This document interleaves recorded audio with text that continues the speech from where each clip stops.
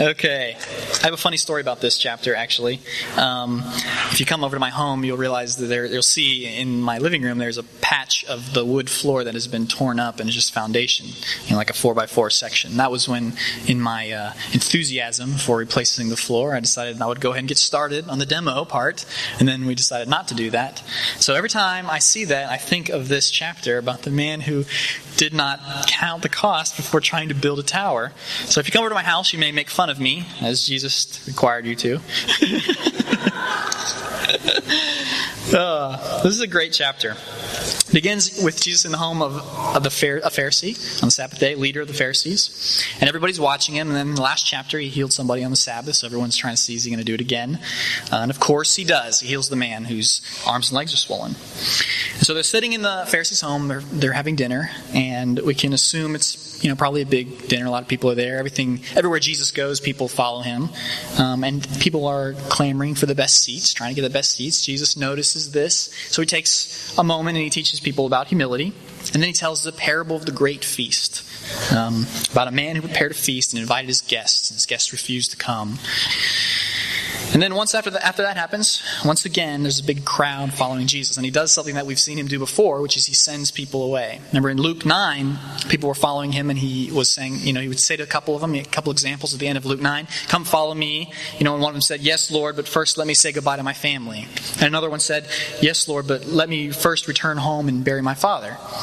And so he sends them away and he says at the end of Luke 9, anyone who puts a hand to the plow and then looks back is not fit for the kingdom of God. So this is kind of a reiteration of that. It's the same thing happening again in Luke 14. So let's start at the beginning. Jesus is at this dinner and he's teaching about humility. He's teaching the guests there about humility. And his teaching is pretty profound. One thing I think we've noticed as we studied through Luke is that Jesus often will say the same things over and over. He's just saying them in different ways. And this is that. This is just another way to encapsulate the gospel, his message. This is just another short, kind of concise way to get his message across in a different way. So let's think about this. Why are people clamoring for the best seats? Right? Why are they trying to get the best seats at the table in the dinner? I think it's simple, simple answer really is people just want to be important, right? We want to be important. We don't want to be invisible. We want to be important. We want to be some significant person in some way, right? We want to be notable. And if they sit at the foot of the table, in this culture, sit at the foot of the table, nobody's going to notice them. They're not important, right? That's where the unimportant people sit. And we want to be important. So Jesus is saying that to the guests, but he's saying something to the hosts as well. And it's really the same thing if you think about it. Right? He's telling them, don't invite people who will repay you, who will invite you back. Right? Think good of you. Why is he telling them that? I think for the same reason, right? If you invite somebody who pays you back, who can invite you again, you're really doing it for your own ego. To build up your own sense of self-worth. You think they're important, so if I invite them, then they'll invite me and think I'm important. So really, it's the same kind of principle. You just want to build up your ego a little bit, and you think they might be able to do it. So Jesus is saying the same thing. Don't use people to build up your own ego, right? Don't try to sit at the best seat so other people think you're good, so you feel good about yourself. Don't invite people that are important and you respect so that they'll think you're important and respect you. Don't use people to build up your ego. But we would never do that nowadays, right? Maybe not the same way. Sweet. 15 likes on Instagram. I made it. I've arrived. Finally. And then I go and look at Victoria's Instagram feed, and I feel terrible. That's just a stupid example, right?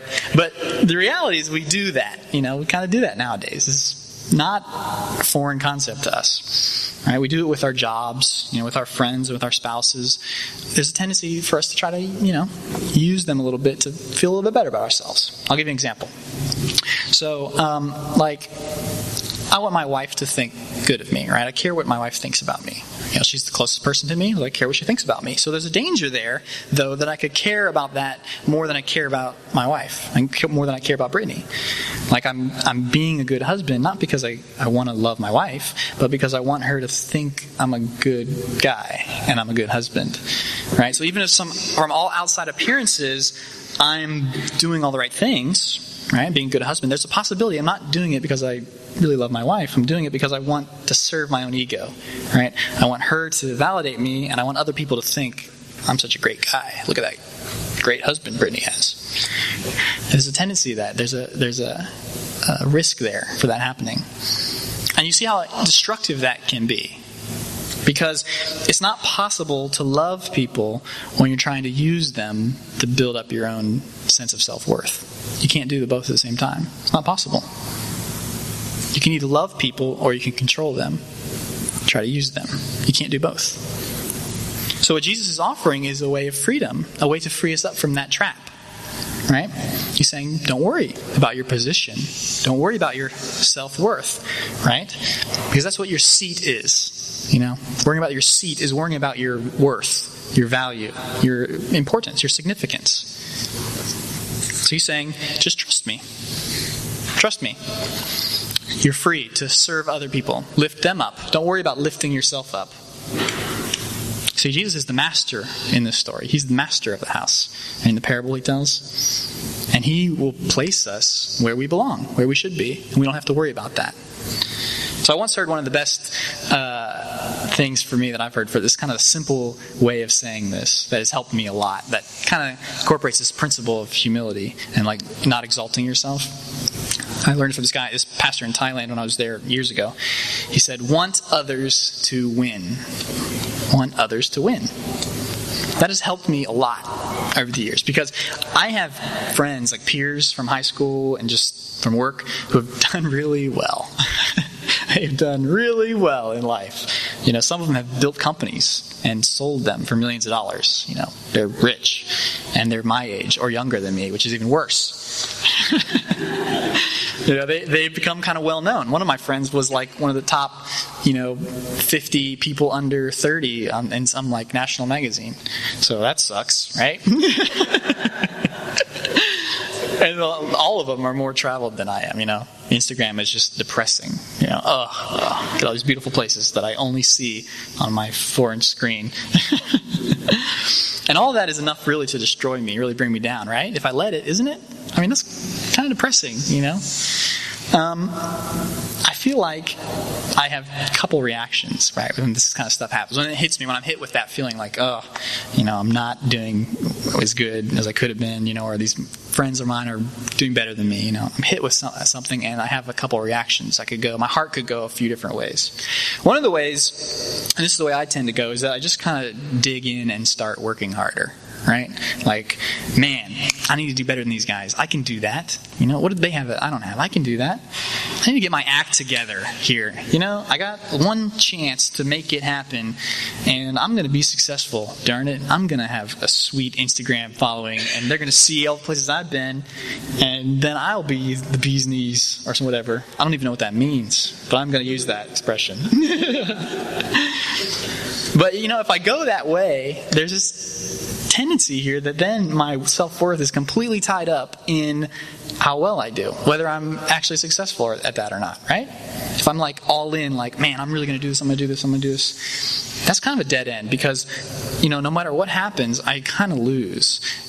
What if I do succeed, right? What if I'm great? There's always somebody better. There's always somebody who's doing way better, not just a little bit better. If anything, I think YouTube has revealed to us that if you're good at something, there's definitely someone on YouTube who is way better than you at it. Way better than you. And he's probably like 6 years old, So, I'm sorry, but YouTube has revealed that to me. I'm not going to make it.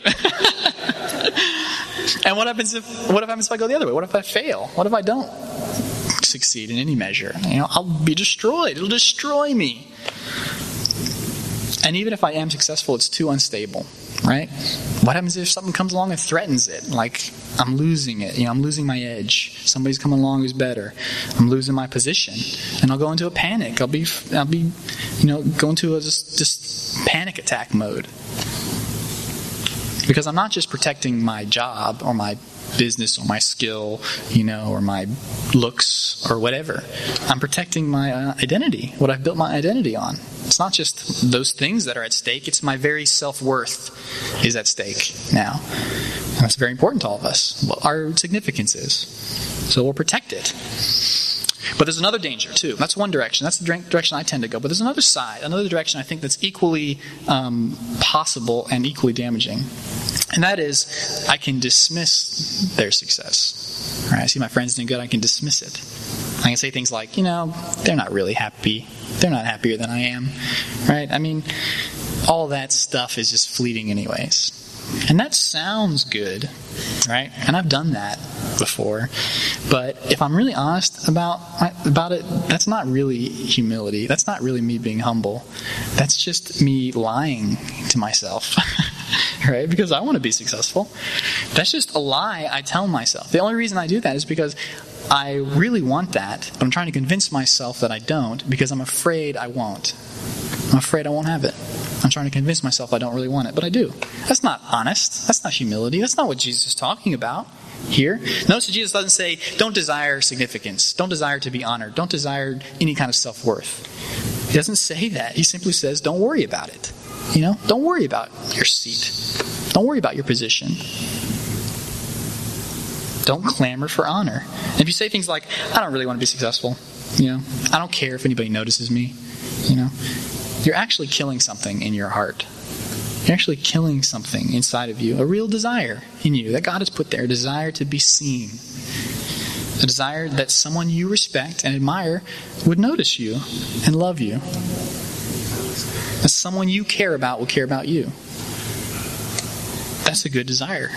John Eldredge has this great book called Journey of Desire, one of his best books, I think, and he kind of discusses this conundrum. And he says that we basically have two options in life, and most people choose one or the other. They either totally give in to their desires and let them just lead them to destruction wherever they may go, or they kill their desires because they're scared and afraid of them not being fulfilled. So they just live these passionless, dead lives. So you have two ways to go.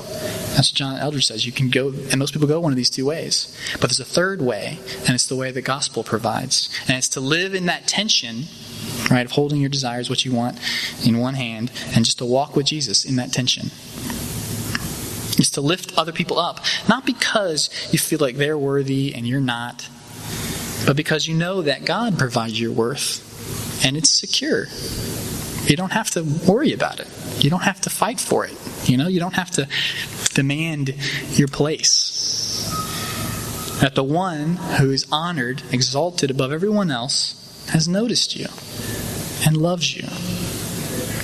Because the root of this envy and the kind of clamoring, and the fighting for positions, we see that in the disciples. It's insecurity. There's an insecurity in us that the world is passing us by and will be left behind. That no one will see me or notice me. That it's musical chairs and I'm the last one to sit down. But the gospel says Jesus has provided a place for you in his kingdom. And you don't need to be worried about it being taken away from you. It can't be taken. Think of the freedom that security provides. Now we're free to simply work, do our jobs, do them well, enjoy them. We can love our family. We can lift up our friends, root for them when they succeed and have success. Speak well of them when they're recognized, right? Pray for their success with sincerity and a passion. We're free to just sit at the foot of the table, go unnoticed, be unappreciated, because we know that the Lord of the earth has noticed us. He loves us and he fills us with his joy. Not because we don't want to be noticed, we don't want anyone to appreciate us, but we know that we have been appreciated by the one who we really want to be appreciated by. The one we really want to notice us has noticed us. That's the humility Jesus is talking about. Not that you hate yourself, but that your worth is so tied up in Jesus, that it's so secure in him, you don't worry about it. Your best friend is the master of the banquet. Why worry? Right? Why worry about going to the party and not having a place to sit? So in Matthew 22, I'll move on from this. Jesus tells this parable in the same way, in a different way. I think it's the same parable. It's a little bit different, but it's not a banquet in this time. It's just a regular banquet. It's a wedding banquet. Right? So both this parable and the one in Matthew are allusions to Revelation, like the end, the second coming of Christ, what it's going to be like. In Revelation, the great reunification of God and his people is called the wedding feast of the Lamb. Right? And Paul says, he teaches that we are the bride of Christ. All the time he's saying that. We're the bride of Christ. The church is the bride of Christ. So think about that. We are the bride of Christ. Do you think that the bride is the least bit concerned with where she will sit at the reception. Her place of honor is for her alone. And it's secured by the great, immeasurable love of her bridegroom. And that same love is offered to us. That same security and position is offered to us. That's what Jesus is talking about. And that brings us humility, because now we don't have to worry, because we know that we are secure in his great love for us. You know, when Jesus tells this parable, he's lamenting over the people of Israel who have rejected him. He very poetically in the last chapter says, "O Jerusalem, Jerusalem, how often I have wanted to gather your children together as a hen protects chicks beneath her wings, but you wouldn't let me." You can tell he takes the rejection personally. Like the man who plans the feast. The people he prepared the feast for refused to come. But it's not just any feast he's preparing. It's a wedding feast. His marriage. And we aren't just any guest, we're the bride. So, the next thing that happens, a large crowd follows Jesus. And like before, he challenges them, right? 3 times in this section, he says, "You cannot be my disciple unless blank," something. I want to look at each of these briefly, what he says. So first he says, "You cannot be my disciple unless you hate your mother and father, wife and children, brothers and sisters." Okay? So maybe some of you are like, "Great, I hate all those people." Next! Moving on. Great. So what does it mean to hate your mother and father? What does that mean? So this is a family-oriented society, very family-oriented. So 2 of Jesus' disciples, James and John, sons of Zebedee, right? Like, that's their identity. Like, I'm Trevor, son of Douglas, right? We don't call people that anymore. I mean, we have his last name, so I guess we kind of do. But we don't think about it like that. We don't necessarily think about people as this person's son. But they did. Your family is your identity. It matters who your parents are. Remember, this influences the whole culture. Remember that when someone's born blind in the Jewish culture, they assume that it was their parents' sin. Right? That did it. That's how connected and important it is who your parents are. So Jesus is challenging these most precious relationships and saying, I must be important to you even than these. Even than your parents. I must be above that.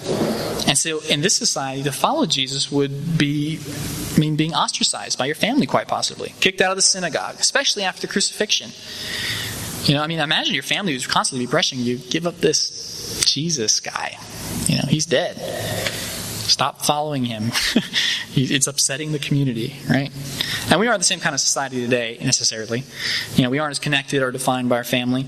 Luke in the beginning of Luke chapter 1, he traces Jesus' identity all the way back to Adam, the first man. He goes all the way back to Adam.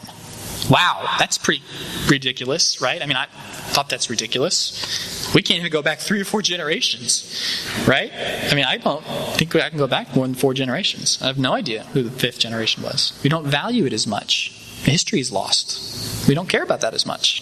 It shows. This is funny. Some of you may know Robert Pooley in town.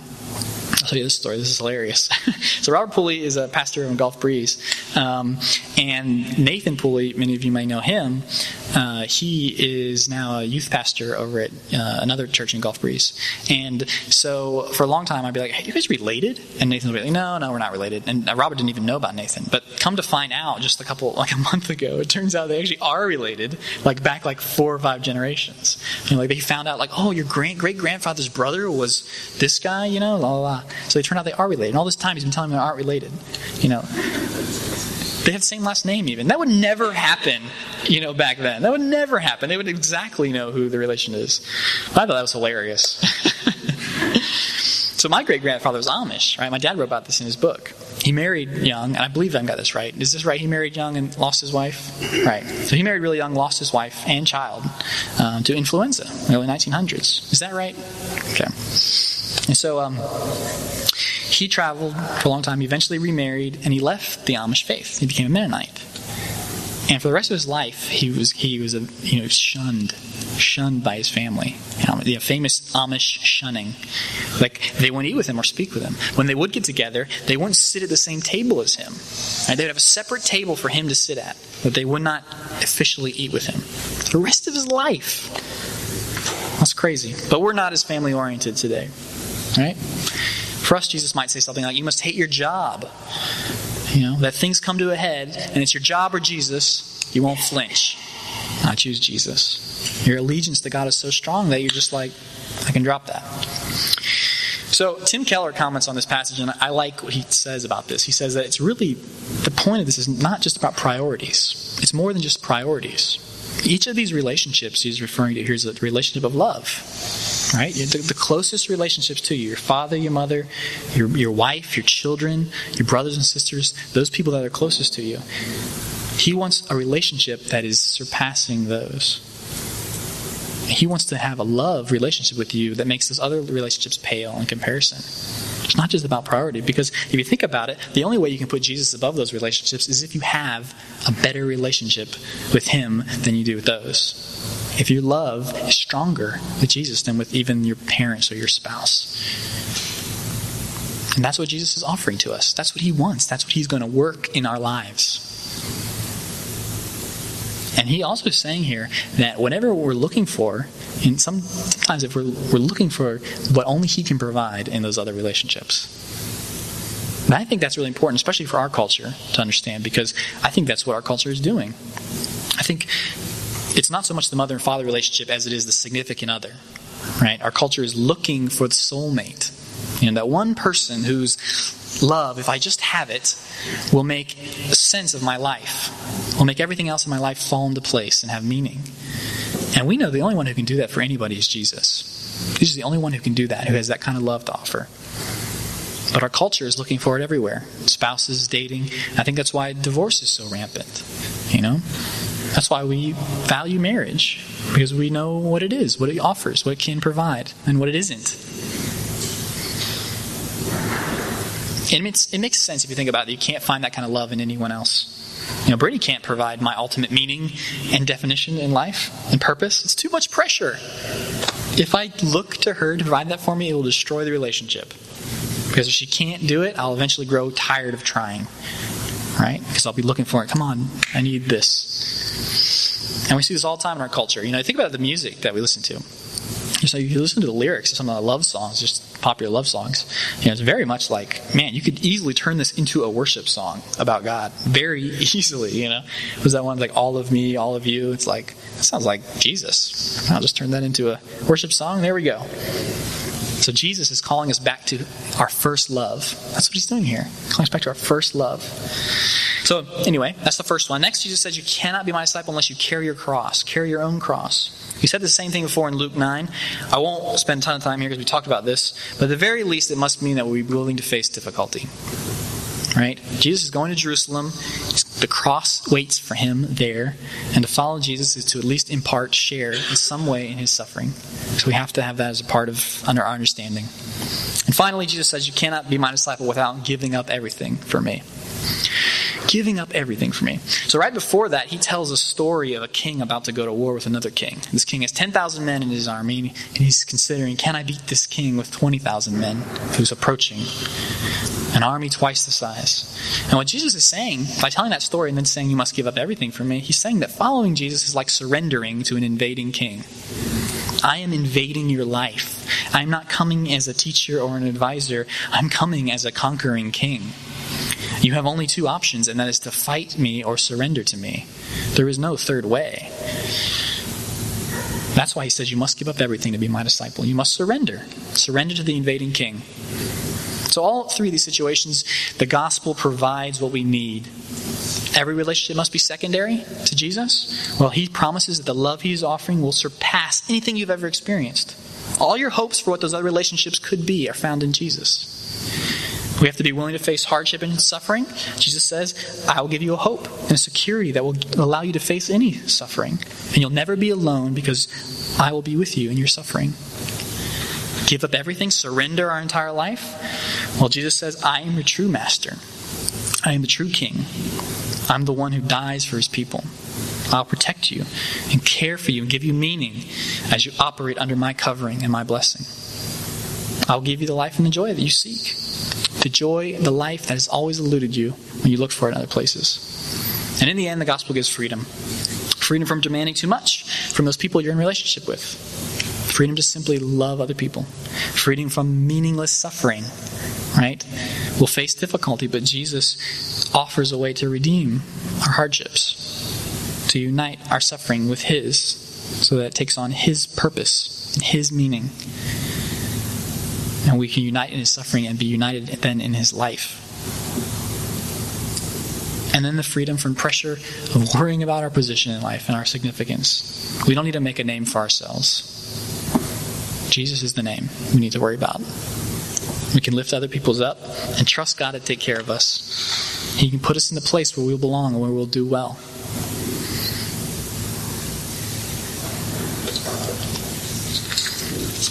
Well, I have one other thing I want to talk about. I'm going to go through it really quickly because I'm about out of time. But I wrote it, so I'm going to read it because it took a long time to prepare. So I'm not going to skip over it. That's okay.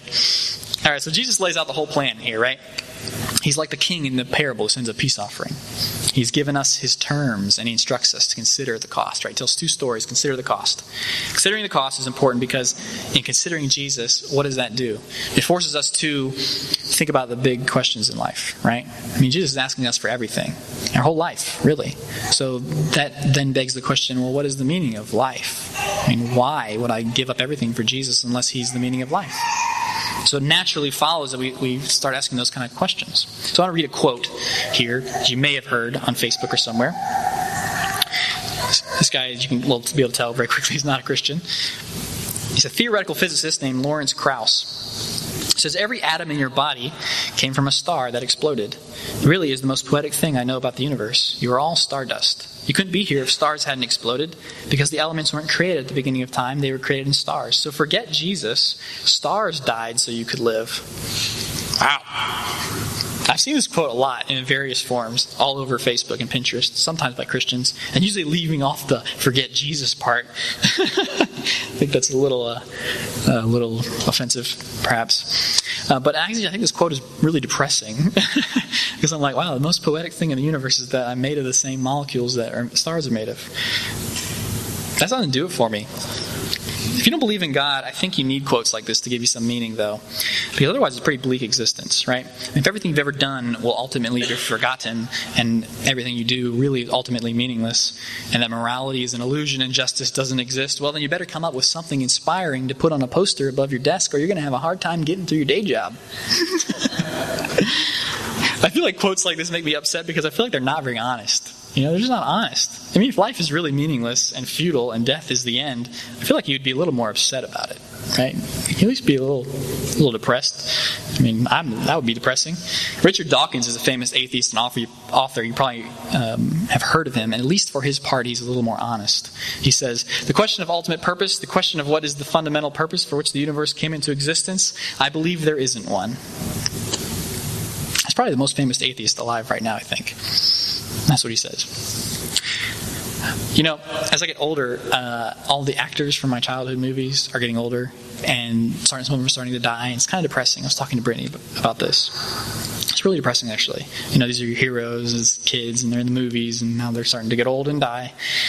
And every time a celebrity dies, Hollywood holds an event, right? And they celebrate their life, and they have this big televised event, and they honor them. And they never say anything like, he was united with Jesus in his death, so now he's united with Jesus in his life. No, they always say something a little more vague, something like, so-and-so deeply impacted all of us, and they will never be forgotten.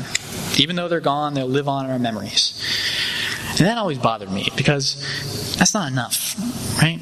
That's not enough. I don't want my friends to live on in my memories. I want them to live on, period. I want to walk with them again and talk with them. You know, it's not enough to live in my memories. What hope is that that's for famous people? What hope is there for the rest of us? You know, what about those who are unknown their whole life? How will they live on? What about those who lived and died in a lonely corner of the earth? Is our only hope that will live on in people's memories? You know, the problem with the quote by Lawrence Krauss and the problem with this kind of faux poetic approach to death is that it all falls apart the more you think about it. It's either not grounded in reality or it just doesn't reflect our deepest hopes and desires. It's either intellectually dishonest or it's existentially unsatisfying. It can't bear the weight of the pain of losing someone, of the pain of life. The hope it offers is empty. But our hope is grounded in the person of Jesus. He demonstrated his power over the wind and the seas. He's over nature. over sickness, and ultimately over death. He promises us life, and we can believe him because he was a man, he died, and now he's alive. Okay, so I'm going to end with this last illustration. There's a great movie called Children of Men. If you ever heard me talk for a long time about movies, I love this movie. It's so good. It's the same director who directed the new movie Gravity. So it's an awesome movie, one of my favorites. So basically, if you've never seen it, the premise is that it's like 20 years in the future and women can't have children anymore. So there are no babies. The youngest person in the world is like 25 or something like that years old, 22. So the world is falling apart. The effect it has had on society is that there's just, everything's falling apart. The whole world's falling apart. It's anarchy, it's crumbling. It's a fantastic exploration of like life, death, and hope. There's this one scene with Danny Houston, I believe, who plays Nigel. Nigel has been given this elite position in the government. He's tasked with collecting all the artwork around the world because the world's falling apart, and they want to preserve, the famous Statue of David and all these things. So he's collecting all of them. And he's friends with Clive Owen's character, Theo. And so he invites Theo to come to his estate. This is a sprawling mansion, ridiculous.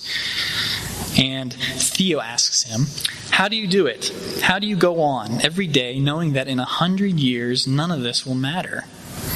Nigel's answer is profound. He says, I just don't think about it. Ultimately, that's the only authentic answer the world can offer. The truth is, that's the way most of humanity lives. Not thinking about the most important questions in life. We walk through life under a delusion about what is really happening to us. And that's what the parable of the great banquet tells us. Those who were invited to a great feast, the end-all, be-all, most important celebration in the universe, and they don't come because they're worrying about their fields and cattle. I think this parable is key to the chapter. There's a cost to following Jesus. It must be considered. But considered in light of who he is, of the gospel, the good news, the great king who sent a peace offering to us, whose terms are very favorable. This wonderful invitation to a wedding to come as the bride. The end, Jesus is on his journey to Jerusalem, where he'll face the cross. But the cross is not the end of the journey, right? The end is the great feast, the wedding banquet, the marriage supper of the Lamb. And we are the bride of Christ, our place in the kingdom held secure by the great love of the bridegroom, the King who died for his people. Let's pray. Lord, we thank you, God, for your invitation to us, that we can come to the great banquet where we will not refuse your invitation. We are thankful for you, Lord. We know that our position is secure by your great love for us. We don't have to worry about making a name for ourselves or being the best there is. We know that our identity, our significance is secure in you. You provide it for us, Lord. You've made a way for us to come to the banquet. We thank you, Lord, for this great offering. In Jesus' name.